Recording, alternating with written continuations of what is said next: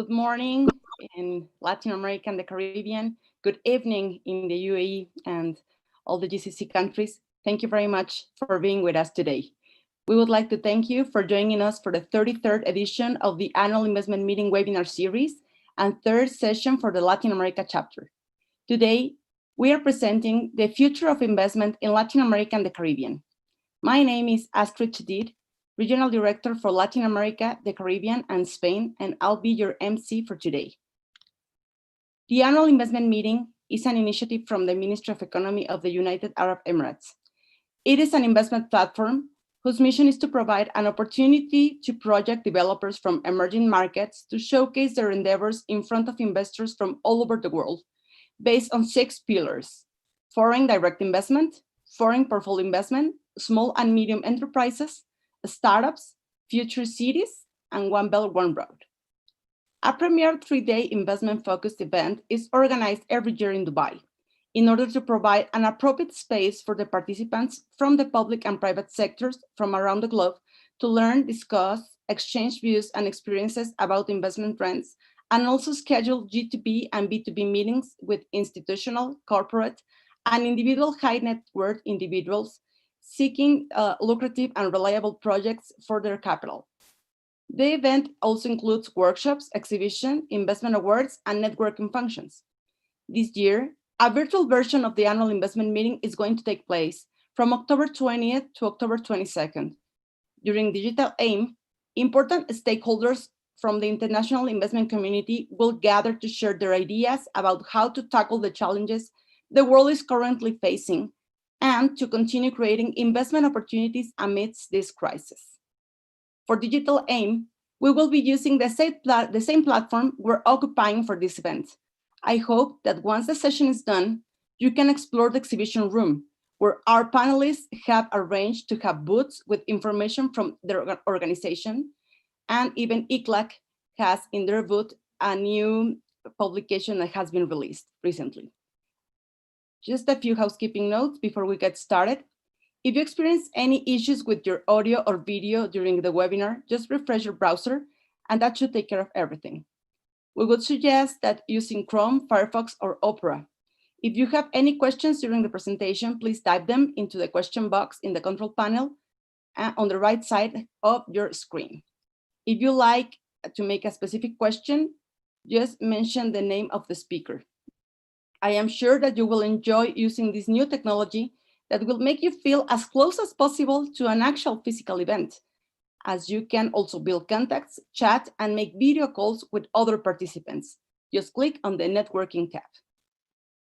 In today's webinar, our speakers will have a crucial discussion on the future of investment in Latin America and the Caribbean. They will highlight the main areas where there are opportunities for investments, share ideas about the challenges for the region after COVID-19, and speak about the perspectives about how investment has contributed to promoting innovation as well as sustainable and inclusive development. I would like to introduce you to the moderator for today's webinar, Mr. Mario Cimoli, who is Deputy Executive Secretary of the Economic Commission for Latin America and the Caribbean of the United Nations since 2018. He is also Chief of the Division of Production, Productivity, and Management, and Officer in charge of the Division of International Trade and Integration. He is the co-chair, along with Giovanni Dossi and Joseph Stiglitz, of 2 of the task forces, Industrial Policy and Intellectual Property Right Regimes for the Development, of the Initiative of Policy Dialogue at Columbia University in New York.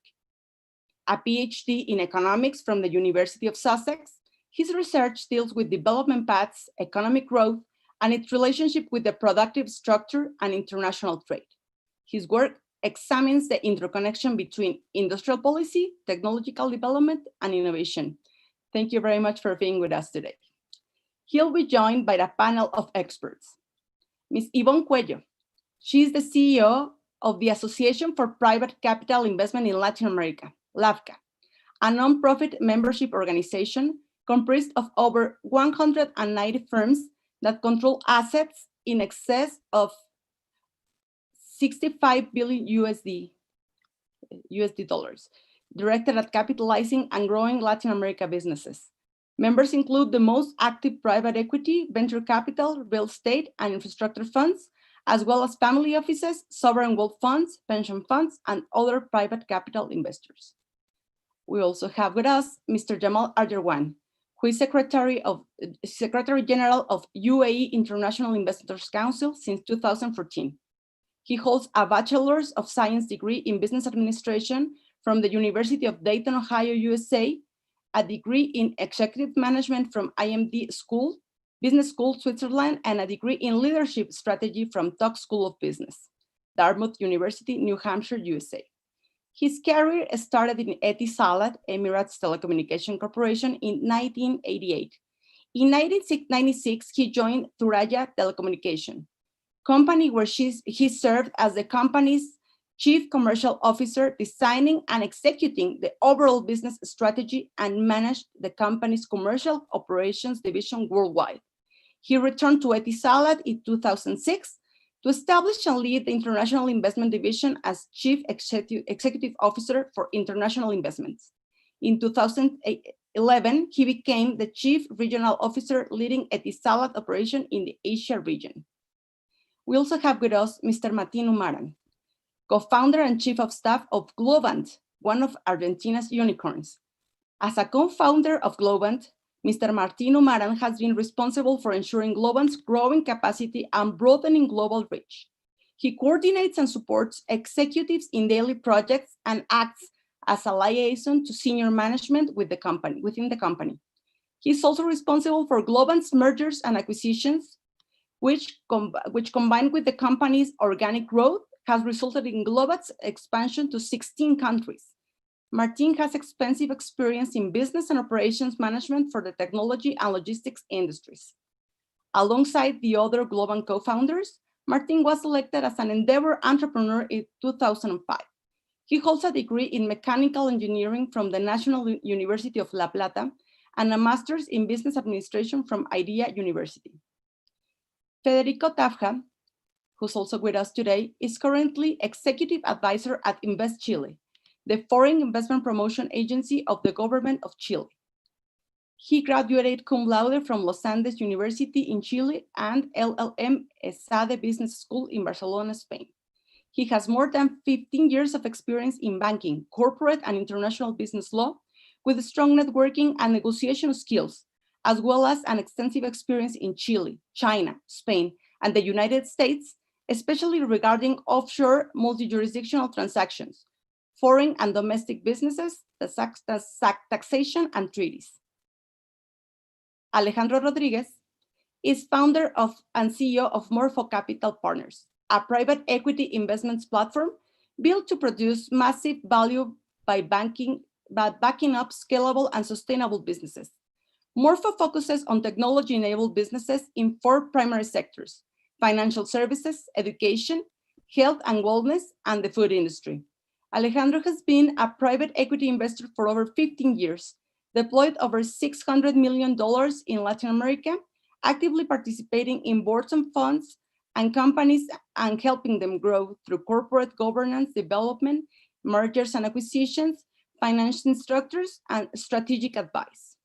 Without further ado, we will turn the time over to our wonderful speakers. Mr. Mario Cimoli, please come on stage. Thank you very much, all of you. Thank you to my friends on the other side of the world that are organizing this meeting also in this digital platform. I want to send a particular regards to the friend Jamal Arjarwan, that is the person indicated and dedicated in the government to coordinate the efforts of this meeting and to have this continuous, I think, historical point and historical moment on the debate on foreign direct investment. I think it's an important initiative. It's an important initiative because we believe in globalization, we believe in investment, we think that this is a crucial moment and important. I want to say hello to all of the participants of the meeting. For me, it's very important to moderate this panel and to have all of you on board on this initiative. And I want to be very, very directly, because we don't have more time, but I want to be to introduce the debate. You know that It is important to put clearly on the point the debate and to have clearly what's happening in the region. You know the data of the region. The data of the region are not so good. They are not so good for many parties around the world. We know that. Our estimates say that the GDP is going to decrease about -9% in the region, having an enormous impact on labor market, on poverty, on inequality. That is an important point to have in your mind. I think many of you that are in firms, that are in organizations, know that this is an important issue. And also we are going to have an enormous impact on production system. We are going to have an enormous impact on production. ECLAC has estimated that more or less about 2,080,100 small and medium firms in the formal sector have to close the activity, because the impact on supply side, on the demand side, is going to be really important. It's going to be via transversal in the production system and countries.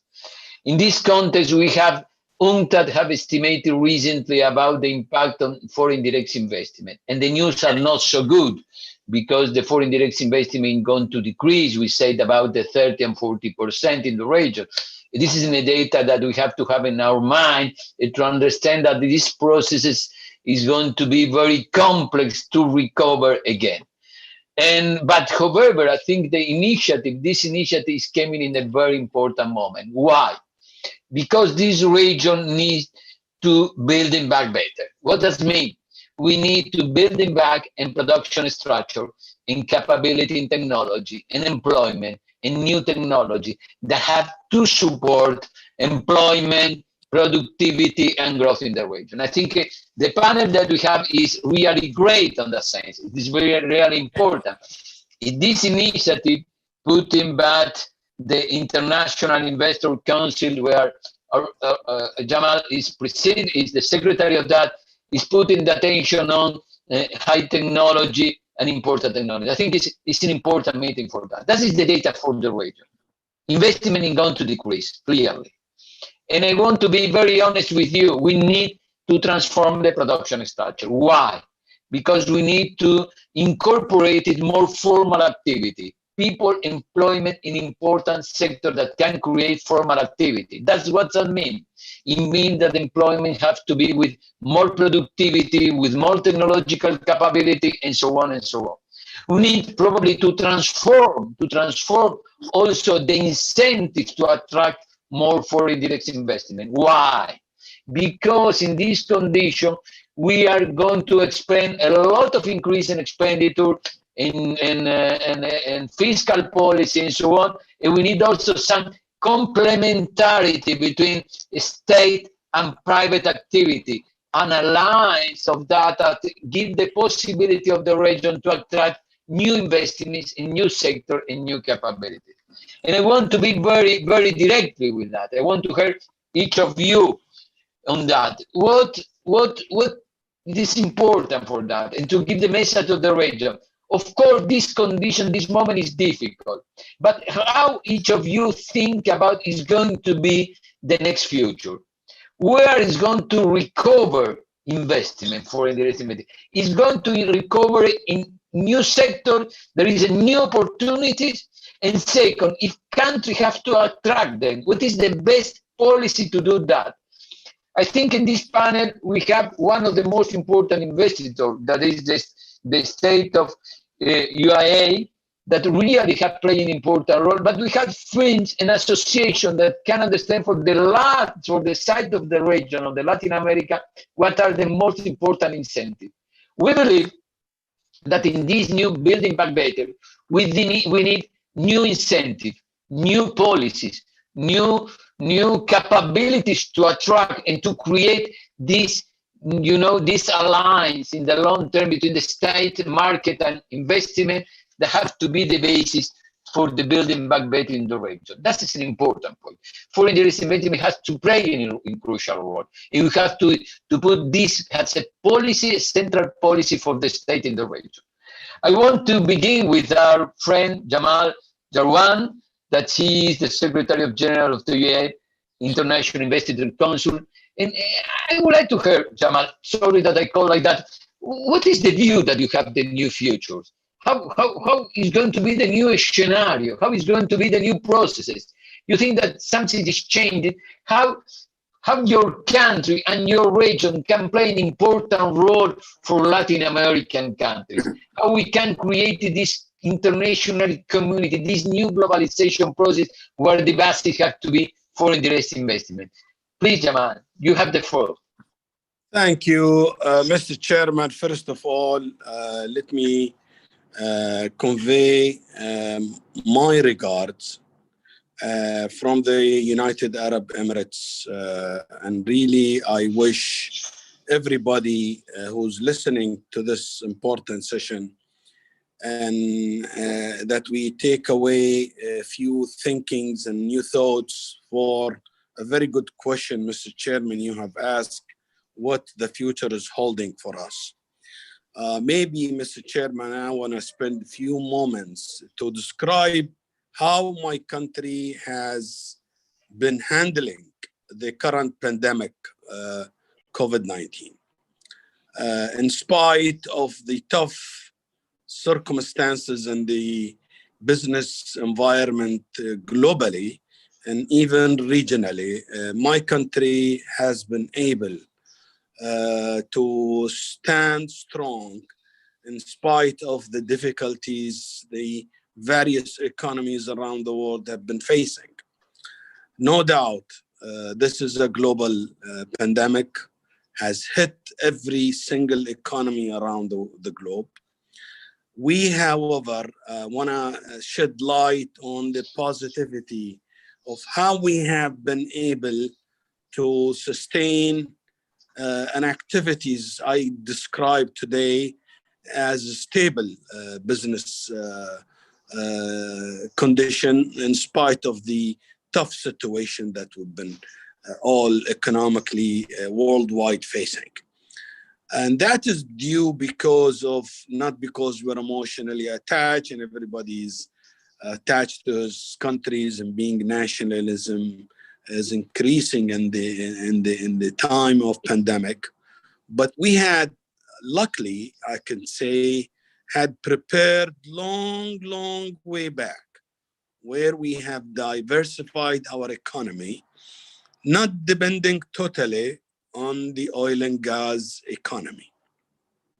In fact, oil and gas, which has always been described as our main source of revenue for the United Arab Emirates, but in the past 50 years journey, we have managed to diversify. And I believe diversifications in the economy has paid well in terms of survivability in the United Arab Emirates in the recent months.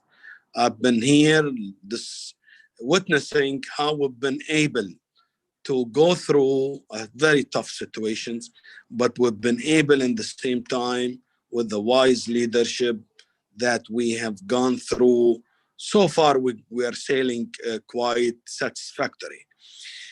My country, when it comes to the FDI, we are very encouraging nations when it comes to FDI inflow and FDI outflow.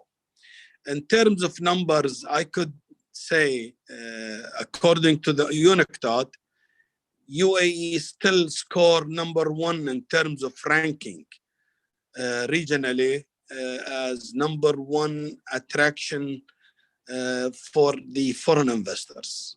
We've been able to sustain this number one position in the past 10 to 12 years, just because, as you rightly said, Mr. Chairman, is the wise policy that we have introduced. In fact, we have liberated more than 122 sectors for 100% ownership to foreigners.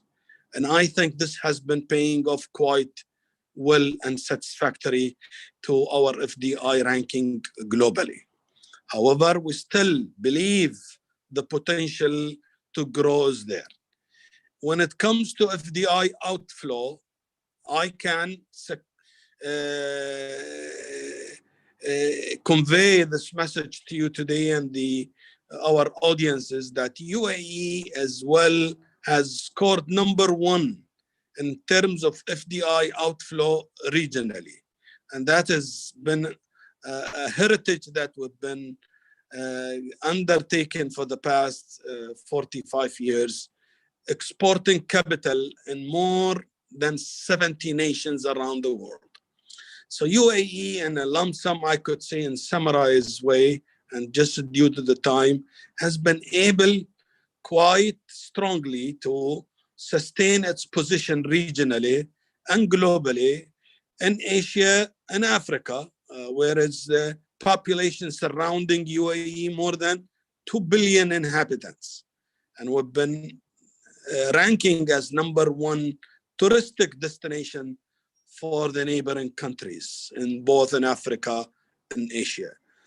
I believe strongly the toughness and in spite of the circumstances we are all facing, UAE has been able to, so far, to sustain its position, but we have a lot of work to be done.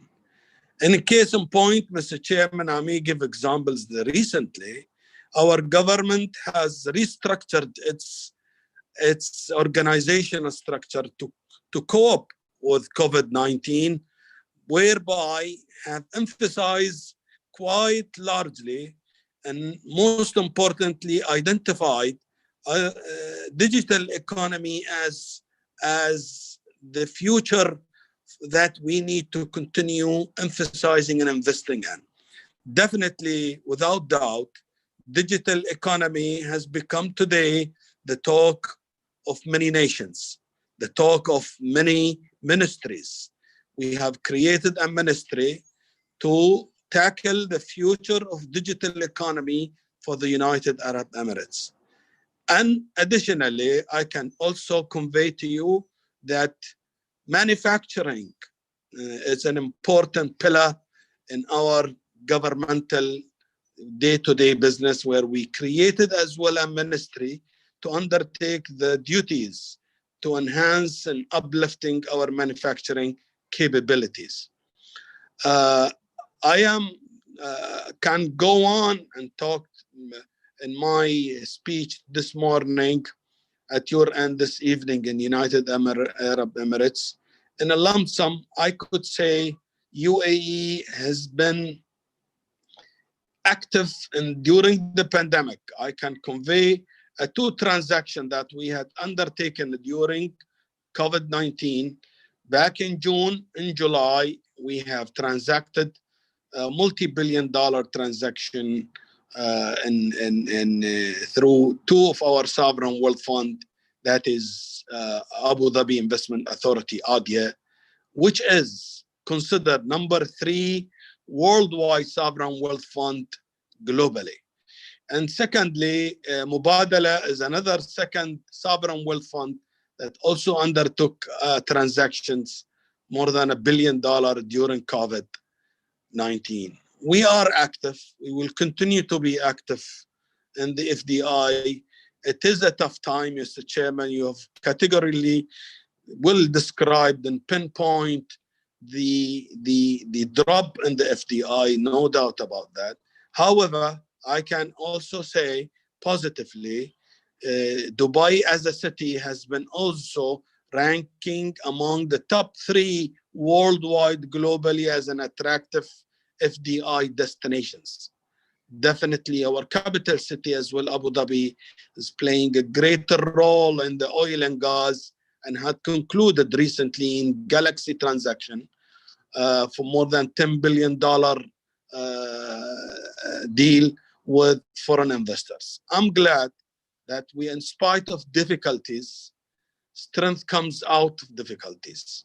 UAE has been performing more than satisfactorily, Mr. Chairman. I can convey as well our desire and our interest to target Latin America as a destination for our investment. We've been recent trip to Mexico, we've been as well in Colombia. We have investments in Brazil and as well in other countries in Latin America. But we are serious and determined to make sure our presence in Latin America is considerably large.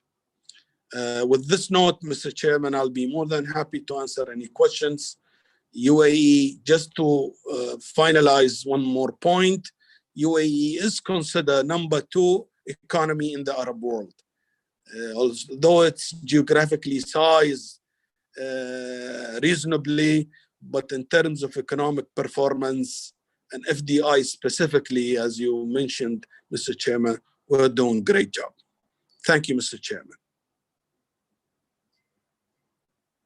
Thank you very much. Really, I want to, I think you put clearly what is an important dialogue that we have here, because you put, I want to collect 4 important points that you said. First of all, you say FDI is really important for diversification. That's an important issue for Latin American economies. It's music for my heart. It's music for these countries. Second, you put clearly manufacturing sector, but not the manufacturing sector in the old mode of produce manufacturing products. The new manufacturing processes that is quite a laboratory, it's quite a more complex process between production of things and services and technology. It's a more complex process. Diversification, manufacturing, and you put clearly an important sector, digital economy. These are 3 points that really we have to create a debate, create a dialogue between UAE and Latin American countries. I think this is a really important point, because I want to put the 4th point that you said. We create a magnificent process to attracting new investing on the sector. And there you have an important experience to discuss, to dialogue with the different Latin American countries. And I want to put clearly to my friend Martin. Martin, first of all, you are the first. You are a good experience, you are the important case, and I think you have any country where you put clearly an important and maintaining life the importance of manufacturing sectors. And we have similar, some unicorns there that are maintaining an important position. I want to ask to you, this issue about diversification, digital economy, manufacturing, and capability of that, how do you see that this we have to implement that policy, which are the important turning point, which is the driver for that, how we can transform the process in the region, and how the firms or the sector where you stay have to look at these processes. You have the floor, Martin, please. Thank you, Mario. Thank you, Jamal. Thank you.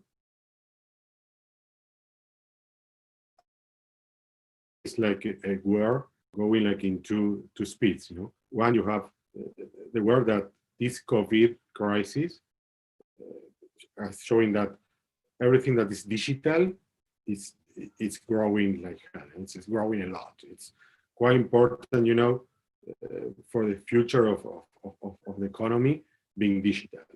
On the other side, everything related to the old way of producing goods, you know, and services is going very slow or with a lot of problems.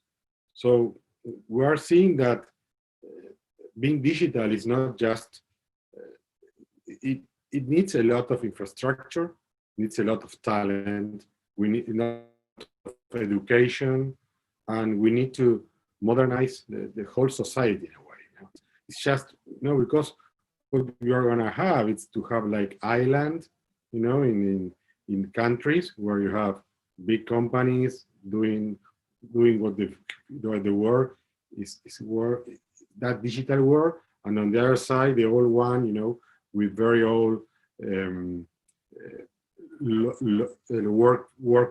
labor laws and things like that are not, you know, are not aligned what the world is looking for. So what we are seeing is like the world in two tracks in very different speeds. And I think that in Latin America, we have demonstrated that we have amazing entrepreneurs that can definitely be at the same level as the best in the world. And I think that if we can help that environment in Latin America, we can definitely succeed in that. We have a young population, and that's very important, it's easy to educate young people than to educate old ones. So we have an opportunity, if we invest in that talent, to foster that digital economy in Latin America.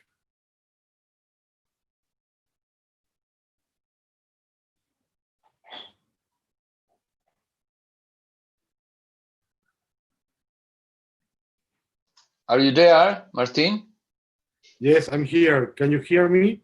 Hello? Yes, now yes. Yeah, we can hear you. Go ahead. I don't know how much I said, because I think I was talking alone. No, I'm saying that, in Latin America, we have a very young population, and Yes, young people is much easier to educate than the older one. So we have an opportunity to educate that people into the digital world. And I think that we need to foster, the education of that people, and to invest in that, to promote that digital world that is what the world is demanding at this moment. Mm-hmm. Thank you. Thank you very much, Martin. And before that I leave in you, I want to ask you, of course, that is important. Human capital really is important. But if you want, for example, a country where you have to support, because Jared said clearly, we need to transform the production structure. This is the policy also. You need only with talent, or you need also some industrial policy to attract new investment. What is your view about that? Oh, definitely. It's even when we know that they invest, you always invest in entrepreneurs. You are not investing in a country. But if you don't have the right environment to invest, you don't want to invest in that entrepreneur, because the ecosystem is not prepared for that. So I think that we need to enhance the laws and the ecosystem to foster that innovation. And sometimes we are seeing that our countries are more interesting in see how wealthy are the entrepreneurs, instead of see how much work are these entrepreneurs generating in the countries.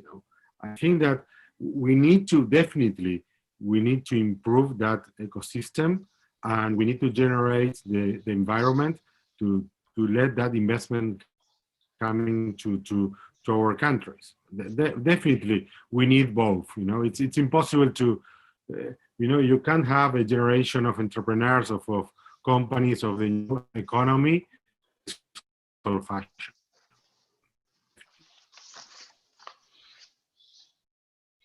Okay, thank you very much, Martin. I think you put clearly ecosystem, human capital, to create an environment to develop entrepreneurs. That is an important point to create a link to foreign direct investment, clearly to create a platform on that. But I want to give the floor to Yvonne Coelho, and I have a question for you. And how you see the same question? How you think that is the policy that we need?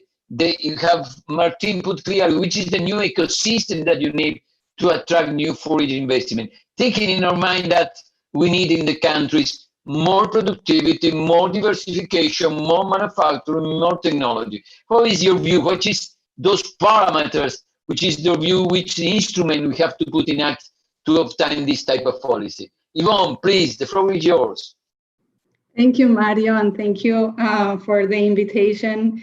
And taking a step back and very much in line with what Martin mentioned, yes, definitely. I think this crisis is accelerating the need of technology and the digitalization of the companies. We've seen how the entrepreneurs in Latin America have shown resiliency through these cycles. We've seen in our numbers as LAFCA, we've been tracking all the private capital investments that goes into Latin America from both local and international fund managers, going from all the way early stage fund managers like venture capital fund managers all the way through late stage. And we see a lot of international fund managers coming into the regions, which are also part of, you know, FDI flows coming into the region through these type of vehicles that capitalize directly the companies. We've seen, as Mr. Jamal was saying, Mubadala,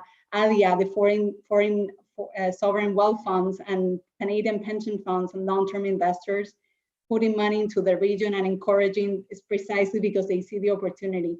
Now, in terms of what is happening in terms of technology, and in particular in VC investments, we've seen that number doubling since 2016. We started receiving $500 million from venture capital funds going into startups in Latin America in 2006. Last year, we closed at 4.6 billion, which is being consistent, doubling down. This year, we're about to publish our mid-year data. We still see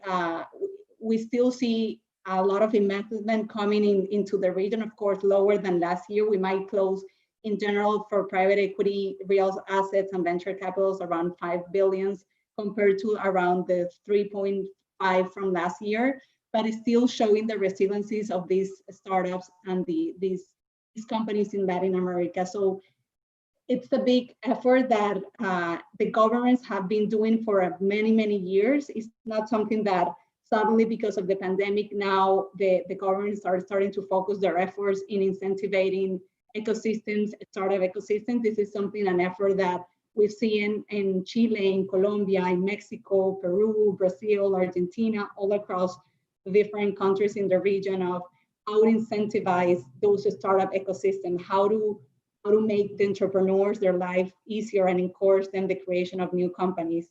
I think that now more than ever, policies need to be aligned. There's a lot of new technologies and a lot of new sectors and opportunities that are coming, like for example, fintech, health tech, how we're going to regulate those sectors, like even logistics, the whole thing about the Ubers and the transportation, how the governments are going to start regulating, and how the governments in terms of human capital, in terms of the technology, the infrastructure.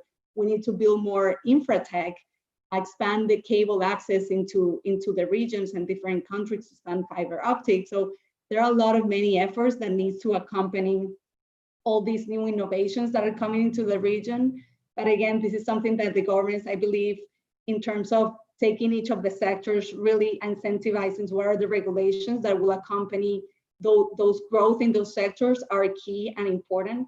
I think the effort that they already made in terms of investing government money into these type of vehicles in order to invest in startups and in these companies in the region, because we don't want the government to be stakeholders of these startups and the companies. That's why we have, the private capital vehicles that could capitalize all those companies.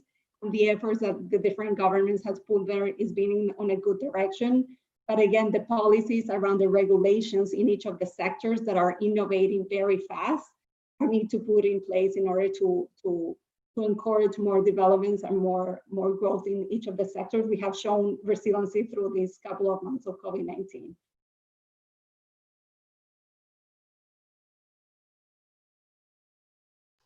Thank you, Ivo. I think you put clearly, and this is very important to complement, how to regulate, for example, logistics, how to regulate, for example, infrastructure, how to regulate sectors, different sectors. Today, services is a sector where people are thinking a lot about competition policy, for example. That all of the sectors need to be rethinking about that. And the question is you think that that this is the only variable that we need in an ecosystem, and how you feel that this alliance between public and private have to be rebuild it or build it up to have a better result? How you think it is the of course regulation, but how you see this political alliance between private, public, and state to create those incentives? I think that there is definitely needs to be a coordination between the private and public partnerships and the coordination and dialogue between the private and the public sector, because these are sectors and these are companies that are coming out. This is disrupting, you know, a lot of the markets and the way that things were done in different sectors. So one is in terms of the human capital labor force. As we mentioned, as Martin mentioned, education is really important. Having the resources available to especially the startups when they are in an early stage, they need a lot of capital, and financing of those startups is basically impossible in most of the countries. Like when a startup company wants to start their businesses, the traditional banks don't lend money because they don't have assets against, because it's a new idea.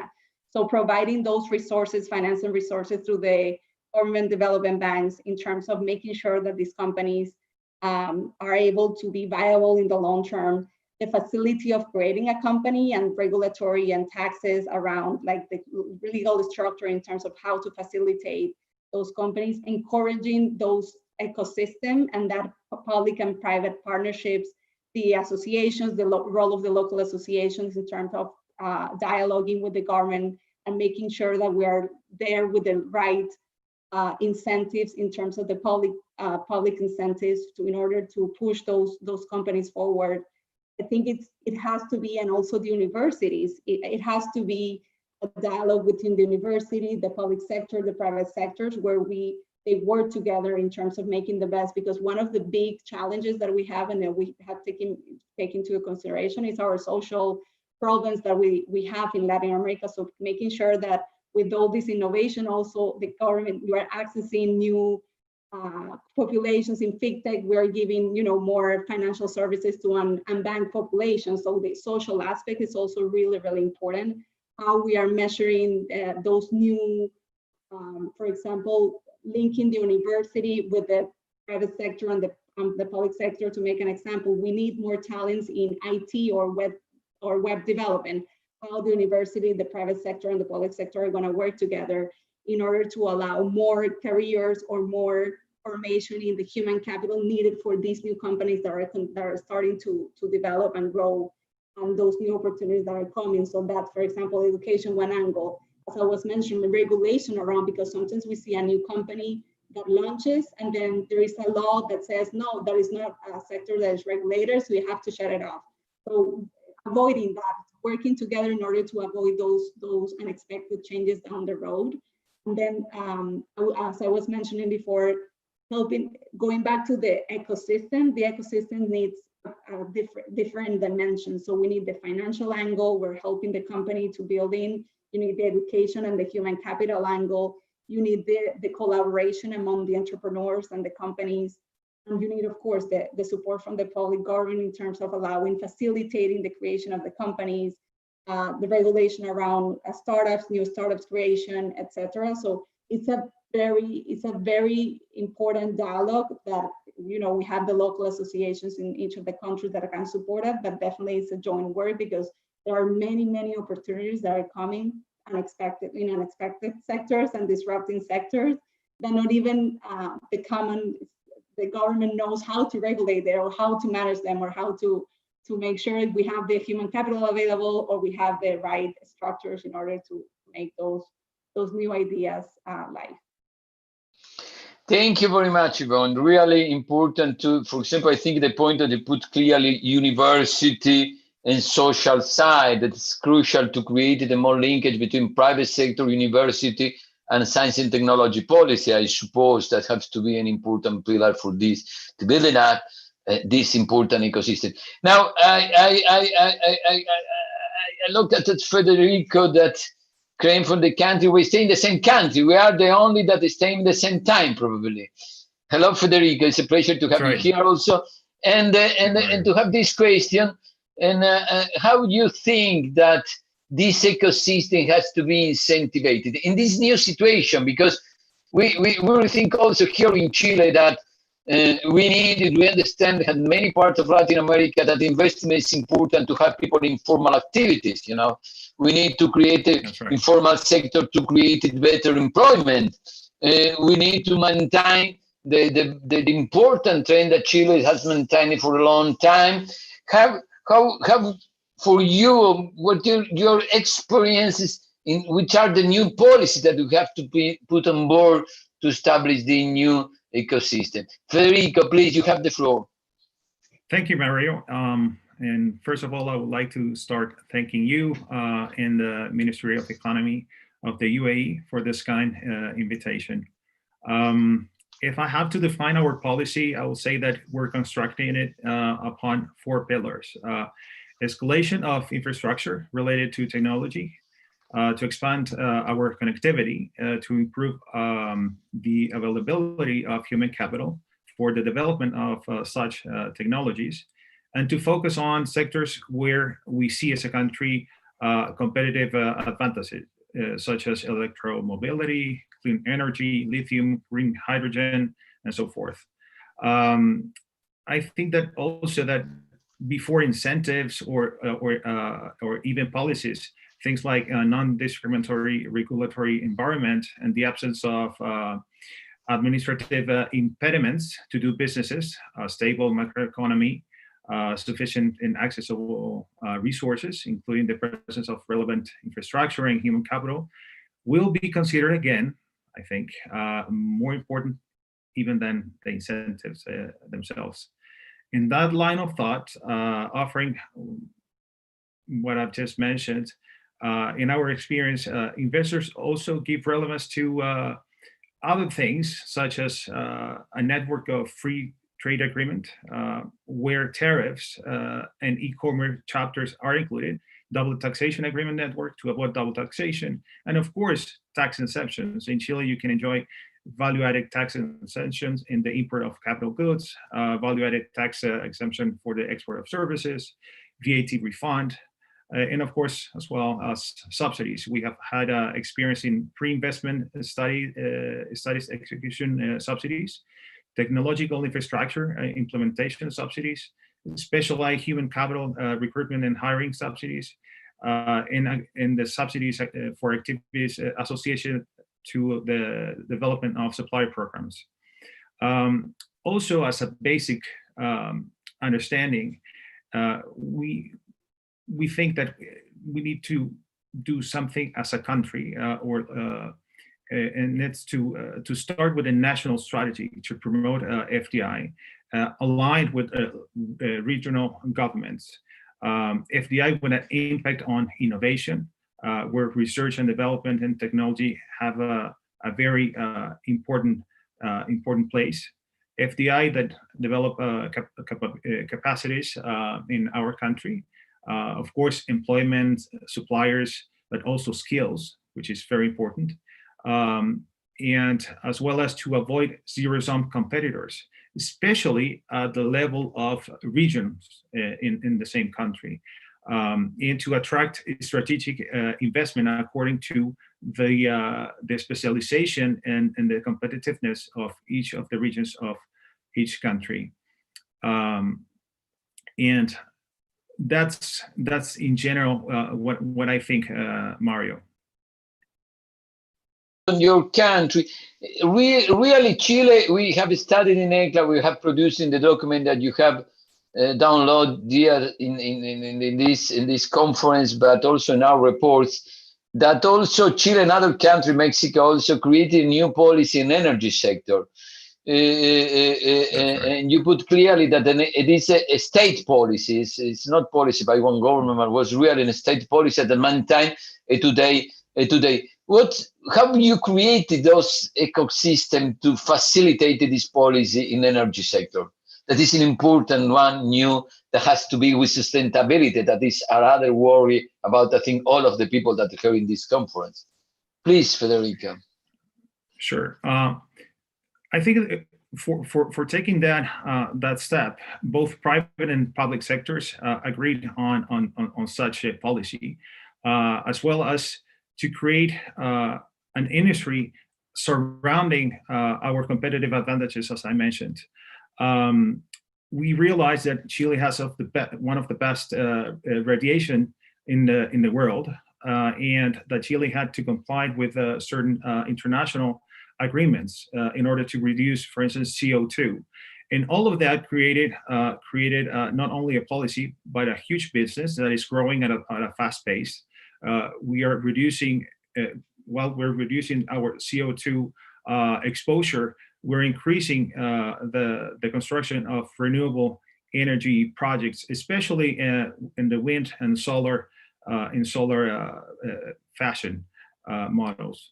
And that being said, that also creates the need of creating capabilities or human capital in order to support such initiatives. And we're doing so.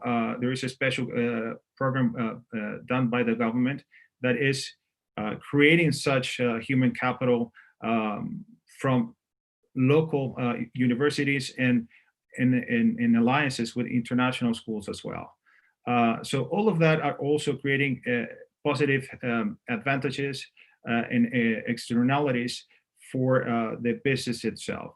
So when the government, public sector, universities, and so forth come together and create a policy that everyone agreed upon, you will see the increment of such policy, and in terms of the businesses related to exactly that policy. And when that happens, it's easier to grow. And you've seen how the materialization of very important projects in Chile has been happening for the past, let's say, five to 6 years. And that also created positive number for our FDI. Even during the pandemic that is affecting the world, the foreign direct investment in Chile is not only proving to be resilient, but also is continuing to grow. FDI actually increased by 53% in the first half of this year, and it was also 64% up on the average for the past 5 years.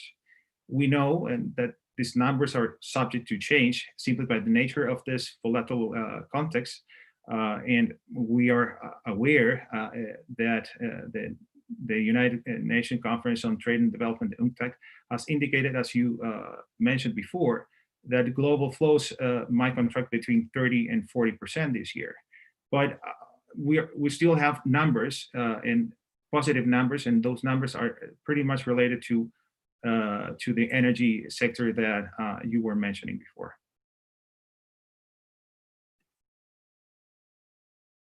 Point is a positive news that we have to build up, and this is important positive news because the ecosystem to this sector have produced an important results, not only in Chile but also in Mexico. There is experience important on there, and also other sector.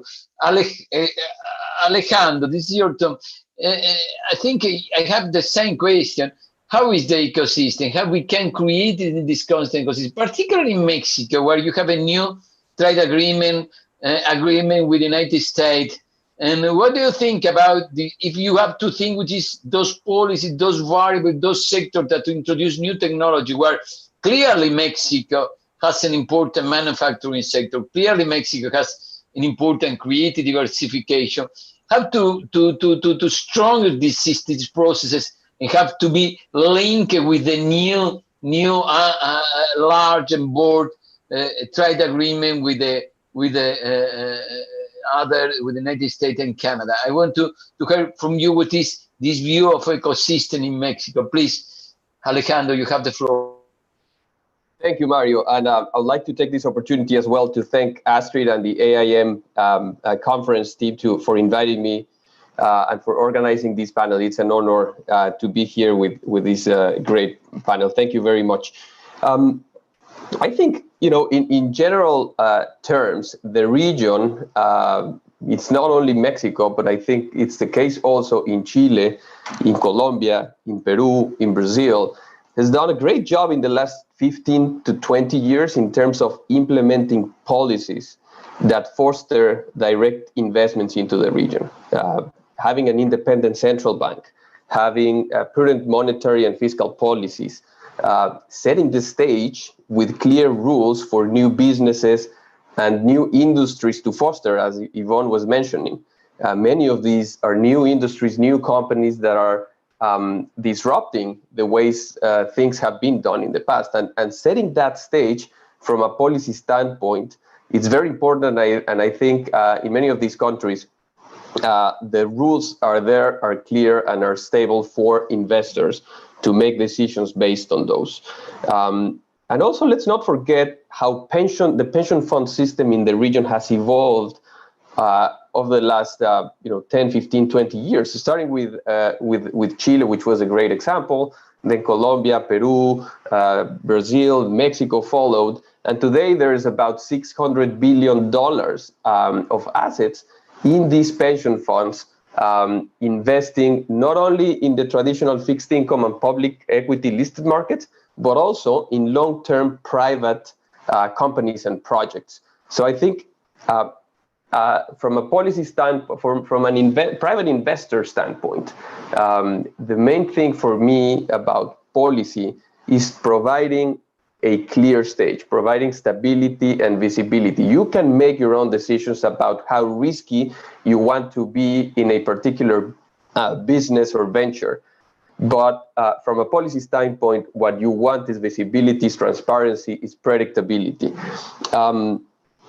Now, you were talking as well, or asking about the importance of the free trade agreement that we have just renewed with our partners in NAFTA, and how that affects the manufacturing sector, technology.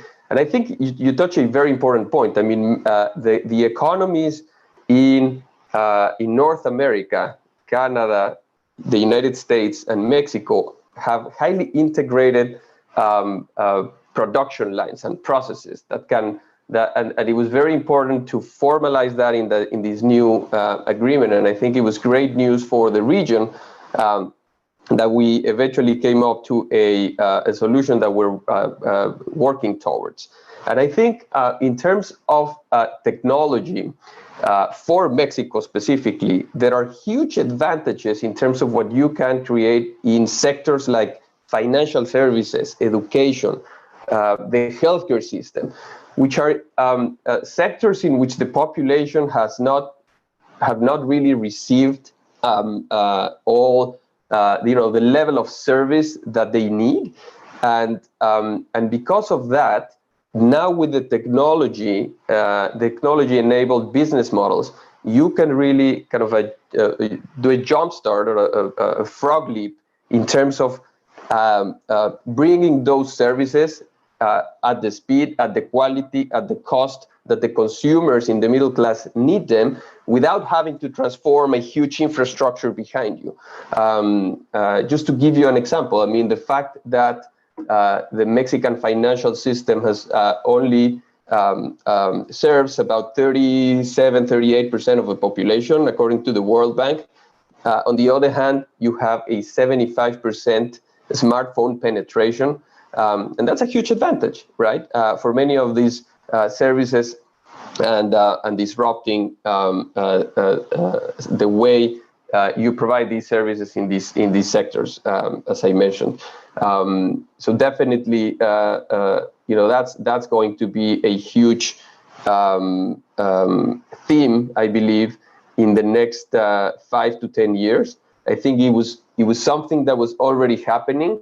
With the current pandemic situation, I think the digital world has taken another speed, as Martin was mentioning at the beginning, and I think that's going to revolutionize many of these sectors even quicker than we expected 6 months or a year ago. Thank you, Alejandro. And in this context, I want to say to you, have you feel that what is your policy or your firms and group? Have you created to maintain this effort? You maintain this capability to attract and to create those ecosystems. What is your main policy on that? What are you doing in this context, particularly? Well, I think, in my opinion, as a private investor, what attracts capital, it's a scalable and sustainable business model. In my view, in this economy, it has to be a business model that's empowered by technology.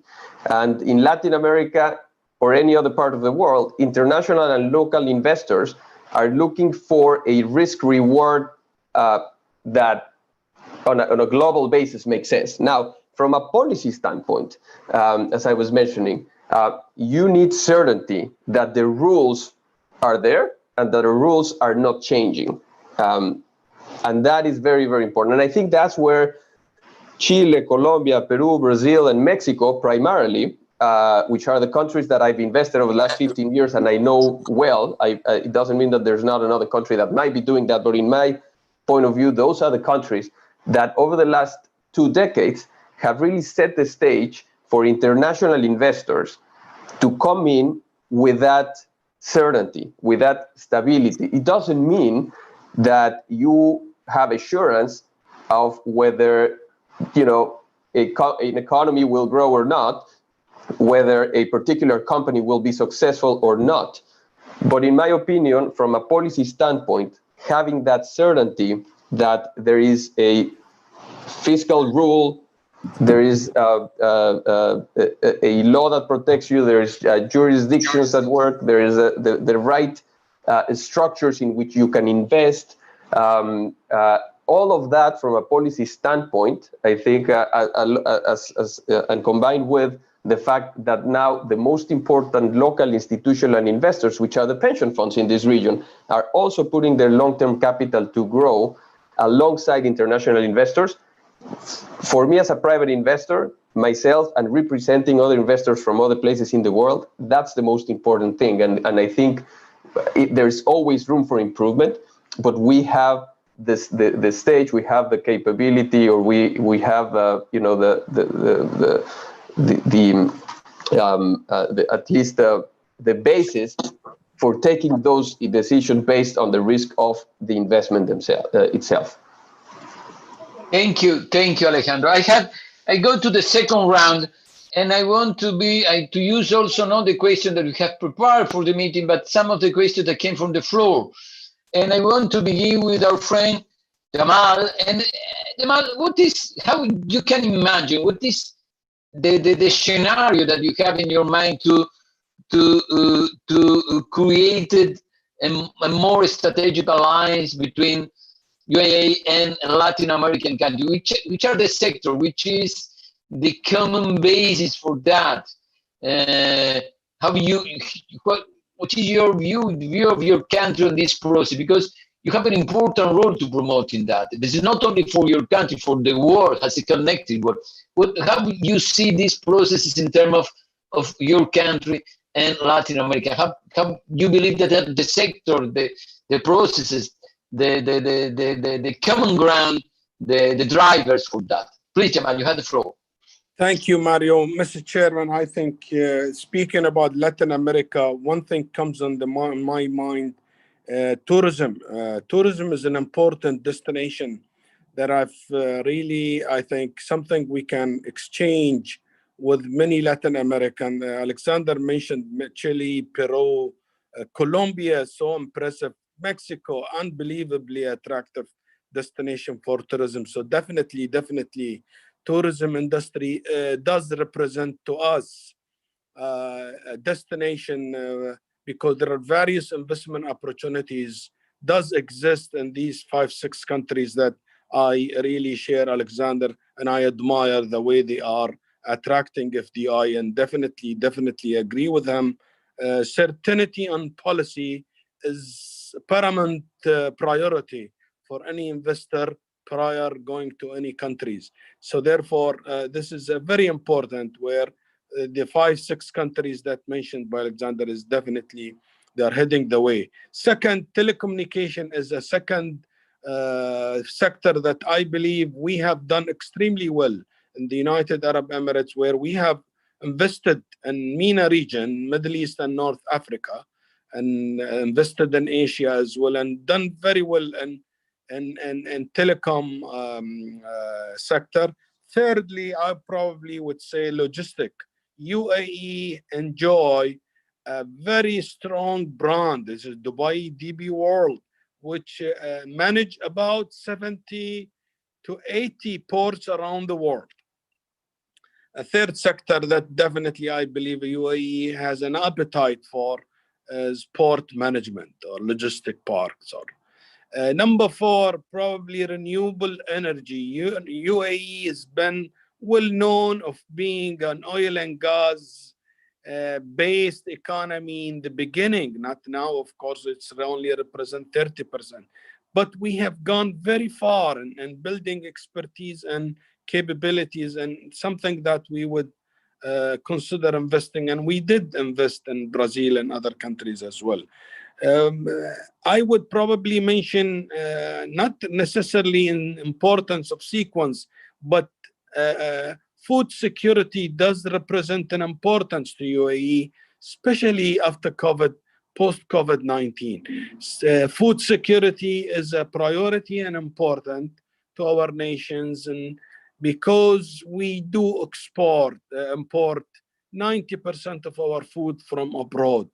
And UAE now is concentrating fully and securing its food strategically by having a storage for crisis like the one pandemic we faced, and looking for the next decade is to build up capabilities by using technology and food security. This is something very close to our heart in the United Arab Emirates. Other sectors, for example, tourism, I've covered quite well, in attracting tourists from Latin America to come to United Arab Emirates, because it is considered one of the most attractive destinations worldwide, be it business, be it health-wise. Mario, Mr. Chairman, UAE has a very advanced healthcare system. We have attracted the Cleveland Clinic and others reputable health organization from the United States of America. Now they are home. They are providing similar services. So UAE now considered to be a medical touristic destination. Those are the 5-6 sectors. Aviation, United Arab Emirates enjoy as well one of the most reputable airlines in the world. Emirates Airlines is now covering destinations to Latin America, North America, Europe, Africa, Asia, and Australia, and New Zealand. These are the sectors that comes to my mind, which we are eager to develop further. I can say and convey we have a strong appetite. UAE will continue to look at Latin America as a region of many attractions and many opportunities, Mr. Chairman. Thank you very much, Jamal. Really an important intervention, because you put clearly telecommunication, tourism, logistics, ports, renewable energy, for security, health system, aviation. Many of these sectors, there is an enormous opportunity in our region. Many of these sectors are very important. All of these sectors has one point that is transversal of them: new technologies and digital technology. Clearly, it's playing important transversal to all of them. And I think you have an important point. For example, it was from yesterday that Chile began to open the competition and the introduction of 5G. This is transforming also the structure here.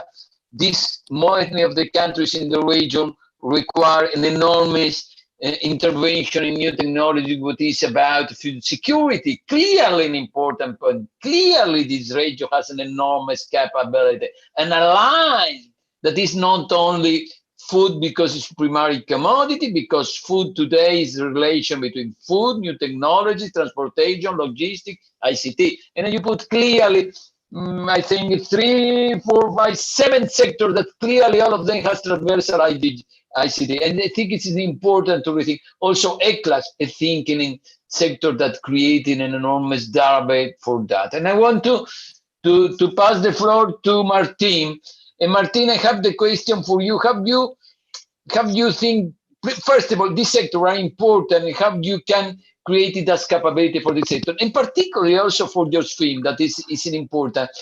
Have you created and focus your films on to the capability and new technology? Have you, because this sector, all of them related to new technology, have, from your experience, your film, you maintain the endeavors for this film really strong, more than strong than what the world said about that. Please, Martin, you have the floor.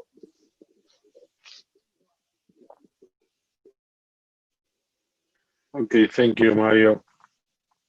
You know, when it's you know, the work to promote talent, you know, it's it's very linked to education.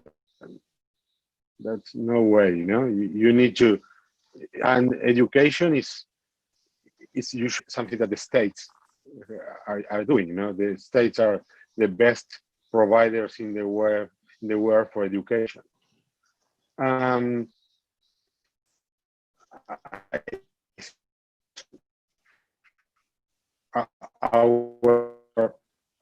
Our role, you know, is to that and to then do. And I know that we have been doing a very good. Today we have more than on the world, not just in India, Romania, and in those countries are very similar. Nations are looking for the same all around the world.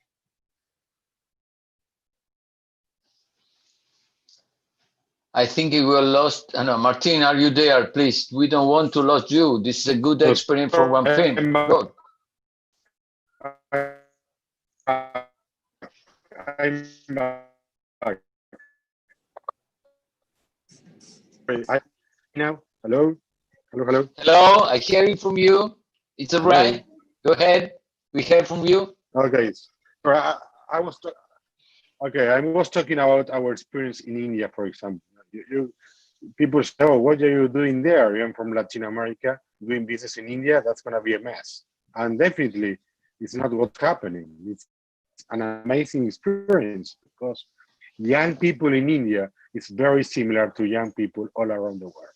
So I think that's very good. You know, maybe for us who are older, you know, it's not that.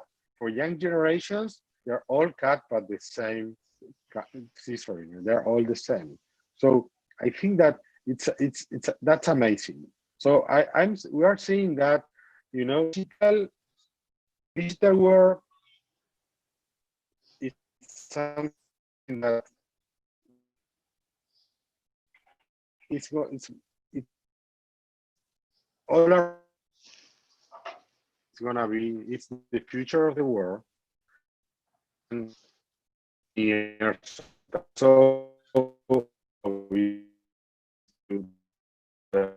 all the talent. So the role of the I think one importance and schools working together with companies to develop.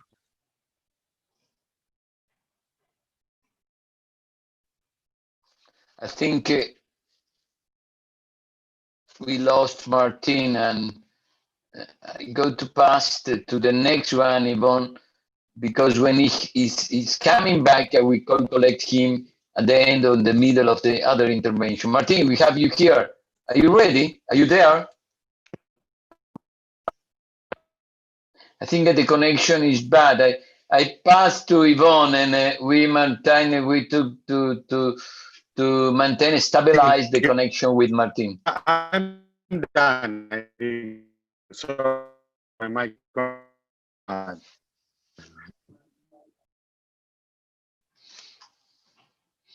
Okay, Yvonne.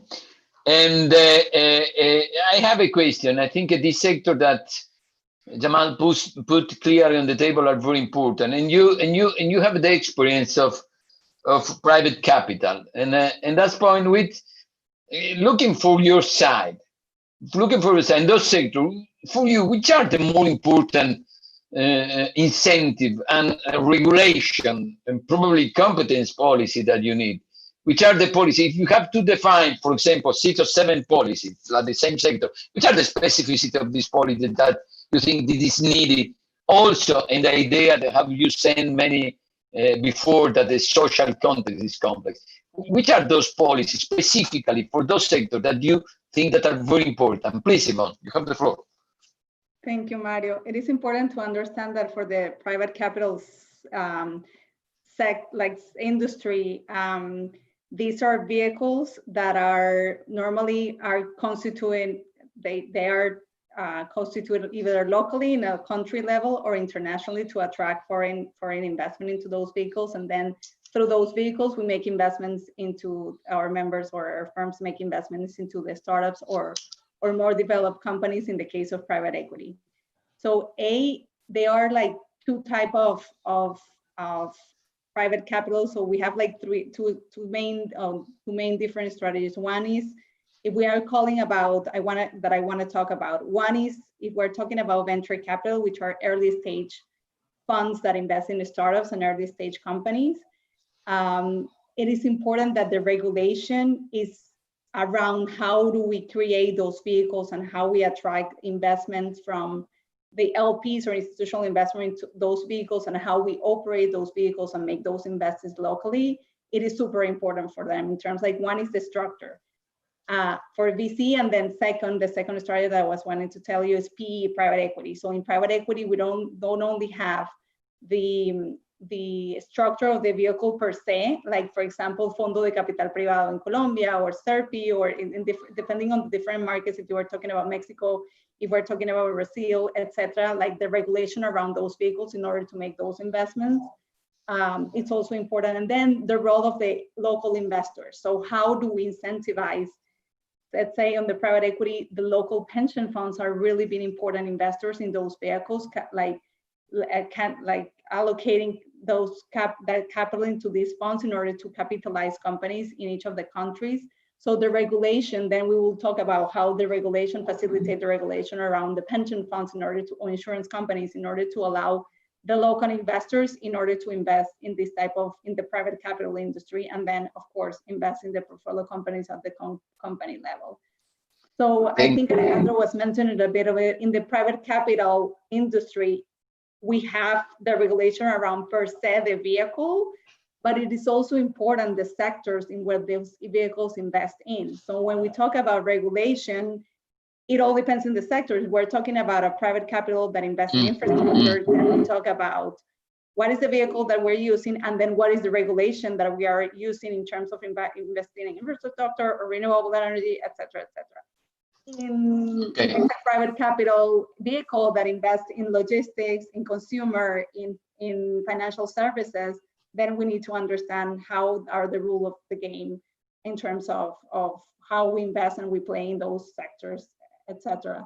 But at the end, general rule, the private capital, the rules around the vehicle per se, how to constitute, how to create and incentivize investors to get into these vehicles, to make commitments into these vehicles in order to capitalize those companies, I think is key, and it's really important that each of the countries has a clear regulation around it that involves different layers and different aspects and how to operate, how they're being regulated, how the financials regulation between the fund manager, etc. So it could be a longer. It's a complex process. Thank you very much. No, that's important what you said about that. I have only brief questions. Sorry, the time is go. And I have a question for Federico, for Alejandro. First of all, for Federico, I want quite a telegraphic answer because we have time, but not too much. And yesterday what's called licitación of the 5G in Chile. And the sector that our friend Jamal said have to do a lot with the new infrastructure in digital.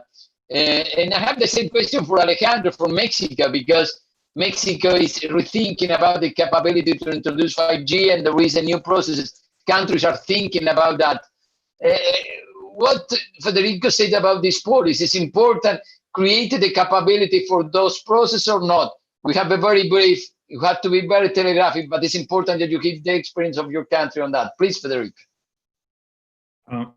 Well, digital transformation and services related to it are accelerating and making an important contribution to our gross domestic product. at least something that we haven't seen before. And consequently, Chile is working in at least 3 main areas to boost that, to enhance international connectivity, to boost national digital highway, and the 5G development. 5G development is just a part of one of these 3 pillars to become a digital hub. In order to enhance international connectivity, we have to look to the private sector and to the public sector. To the public sector, there is a PPP, private to public partnerships. There is one submarine cable, which is the Asia-South America Digital Gateway Project, that is expected to be tendered by 2021, so next year, and is currently under feasibility studies that includes this PPP model that relates Chile and Brazil. And the route between Chile and Australia has been already selected. From the private sector, we can highlight at least 2 examples. Google with its Courier cable, that is a cable that connects LA, California with Valparaiso for over 10,000 kilometers. And there is another joint venture between América Móvil and Telefónica that will connect Guatemala with Valparaiso and having connection points in Ecuador, Peru, as well as in the north of Chile. From the national perspective, for the national digital highway, this approach will help us to get the most of the infrastructure in the future, especially with increasing needs for low latency and high availability of data. There is another cable up in the north. It's called the Prat cable, and another one down the south is the Austral Fiber cable. That is an initiative, a joint venture between a Chinese and a local Chilean company. In the 5G development, as you were asking, is a 5G public consultation of bidding rules just ended. The tender, as you said, has been published this month, and yesterday was this launch made by the president of Chile, President Piñera. This will translate into spread of connected devices and significant quality of service improvement. As a consequence, Chile is already a hub for over 20 data centers, probably having Sacenti, Huawei, Google, Amazon Web Services, Oracle, IBM, and Microsoft. So that being said, we have to consider not only 5G, but also the other initiatives that the government is boosting to become a digital hub for the region. Thank you, Federico, very much. Thank you, Federico, very much. I think it's an important answer.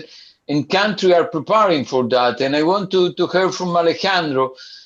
Infrastructure is becoming important processes, and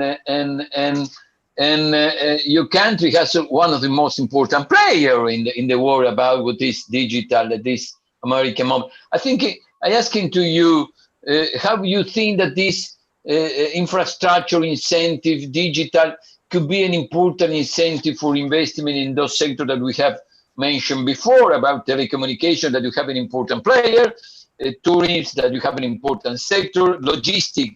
You can imagine what is the logistics between the United States and Mexico. Food security, probably for the demand side for Mexico, that is different for the South America. But however, all of these technology are important in this sector. How you think, and how has to be the incentive to elaborate it? I think the country is doing an enormous effort on that. But what do you think? You can say about this point? It is of paramount importance. As you mentioned before, technology is not a sector by its own, but it's across sectors. You can't think about education without digitalization. You can't think about logistics without improving with technology, financial services, agri-tech. And for that, the evolution of the infrastructure to support 5G, for example, that is also coming to Mexico, that is really what enables all of these other sectors to thrive and to disrupt into new business models in which to better serve the population with technology. So I think I see it 2 ways. The first one is the opportunity itself to invest in this infrastructure through private projects that are now allowed by regulation, and there are companies. We actually have a company in our pipeline of a potential investment opportunity that it's consolidating all of these digital infrastructure needed for the future. That is one thing by itself. But then the other one, which is even more important than that, it's how do new business models change in all these other sectors that have been mentioned, given that new infrastructure and digital world that we're living, and that it is going to evolve at a much faster speed than what we have seen in the last 5, 10, or 20 years. And that, I think, it's of paramount importance for me. I think, as I mentioned before, you cannot think of any of these businesses or sectors without taking into account the digital revolution that it's occurring. Much, Alejandro. I think it was a very great panel. Thank all of you. Thank for the. I like very much what Jamal said about we have a lot of appetite. I think it's very important. But not only appetite for investing, but appetite for globalization and multilateral relations. That is your country, Jamal, is a very important player on that side. And I'm very happy to have on the side of Latin America young people, young people working in the area to creating firms, to create an investment, to attract investment, to create a new type of thing. That is very important. I think this panel, in that sense, was very crucial, very terrific, I said, because we have this opportunity with new generation, with the new dialogue in the thing. I think we have the good combination, appetite, we have new way to think, a positive view for the young generation. That is very important. And we have to rebuild this world in how United Nations said, building back better, with new investment, with new quality of life, with less poverty, with less equality. And foreign direct investing is really a vehicle for that, an important vehicle for that. And we need, like Latin American country, more diversification, manufacturing, and so on. And I think this alliance, this process, this connection between our amphitryon is really important. Closing with this remark, I hope that the next time this meeting is going to be in this fabulous country that is UAE, and really to be there. And for me, it's going to be a pleasure, and for ECLA to support them, as always, is going to be an important meeting. I close the meeting. I give the floor to Davao Shensawi, that he is the president of the committee of IM. And clearly, Davao, friend, you have the floor. Please, go ahead. Thank you, Mr. Mario. I would like, first of all, to thank Mr. Mario and thank the team, the distinguished speakers, to be part of this distinguished webinar. Thanks also to our regional director of AIM, Ms. Astrid. I think I really learned from what the speakers have been identifying different opportunities in Latin American countries. And we see that basically Latin American countries are basically a land of opportunities. You have mainly opportunities in all the sectors, not only agriculture, but also technology, as well as basically aviation, artificial intelligence. So many sectors that I think investors from around the world can look at it. We use annual... Sorry? Is my voice is clear? Okay. Yes, and we would like all the Latin American countries, officials, investment promotion agencies, and all the investment companies to look at the annual investment meeting as basically a landmark for their showcasing their investment opportunities. And we serve basically from Mexico City as our regional offices there to support any Latin American companies to enter the UAE market or the Gulf market or Middle East market. Our role is basically to enhance the investment as well as networking between Latin American countries and between basically the companies and investors from this part of the world. UAE, under the umbrella of Ministry of Economy, and also thanks to Mr. Jamal, the General Director of UAE Investment Council, we support Latin American companies to really look into networking with UAE companies. And we'd like to basically maybe initiate UAE Latin American investment network to basically support all the companies from Latin Americas to enter the markets. From my position here in United Arab Emirates and in the annual investment meeting, again, I would like to thank all the participants, all the delegates into this webinar, and we'll be very happy to support any of the investors looking into investment in both regions, in UAE or in Latin America, to network and to really facilitate the investment together. Thank you very much all. Thank you very much, Mr. Dagood. To all the panel, I would like to thank you for your presence, for giving us your experience and your time and your perspectives. And to all the 291 people that connected, thank you very much for listening to this panel, to this experienced and seasoned panelists, and for being here with us. And well, thank you also for interacting in the exposition, in the exhibition room, because numbers look quite well. The link to today's video will be sent to you via email. We're also conducting a short survey to get your feedback on today's webinar. Our next session is scheduled for August 25th to 2020. It's going to be at 7 p.m. Dubai time, and it's also part of the Latin America chapter. It is being organized in collaboration with the United Nations Conference on Trade and Development, and will be conducted in Spanish. To register, please visit our website, www.aimcongress.com/webinars. Also follow us on our social media channels to keep updated. And well, thank you very much because this session is going to be very important to keep building a proxy, a good bridge between Latin America and UAE, and also the Arab world. And we are very glad to be part of it and to have the opportunity to share all this knowledge, all this information, and well, especially to ICLAC for being our ally today.